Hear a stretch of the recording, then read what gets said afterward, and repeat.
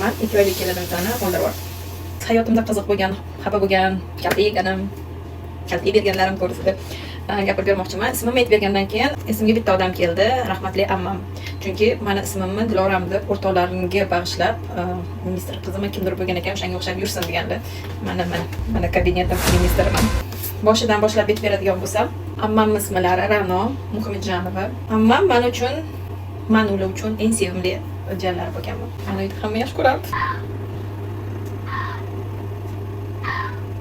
Tulki. Oynam yaxshi qo'y. Ra'no Muhammadjanova bu mana ammam. Xullas 2017-yilda bu paytda домашний telefonlar bitta joyda turardi. 2017-yilda adashmasam, ukam o'ylangandan keyin bizda hovlida ikkita uy, bittasi kichkina ekan, bittasi katta ekan. Домашний telefon faqat bu yoq tarafda edi.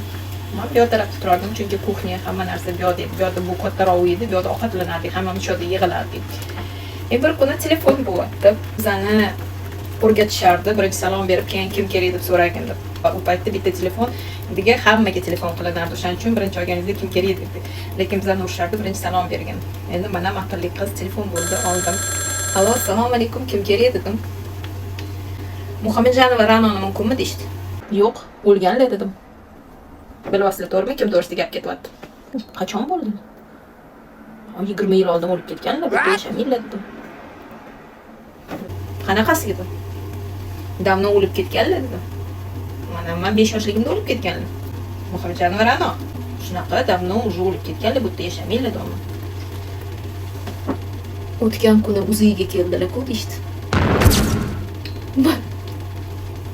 Miyamga kelgurdi deb. Ukam o'ylanganda Ra'noga o'ylangan. Lekin u men uchun Ahmedovamidi. Kechirasiz noto'g'ri aytayotgan bo'lsam. Shunaqa edi, boshqacha edi familiyasi. Familiyasini o'zgartirib Muhammadjanova bo'lib, poliklinikaga Muhammadjanova bo'lib borganini maqatdan biling. Eslasak, halizgacha kulamiz. Ra'no Muhammadjanova qaytadan tirilib kelgan bizlarga. Sizlarda ham shunaqa voqealar bo'lganmi qizu? Birinchi kun tayyor bo'ldi. Hikoyam ham tugadi.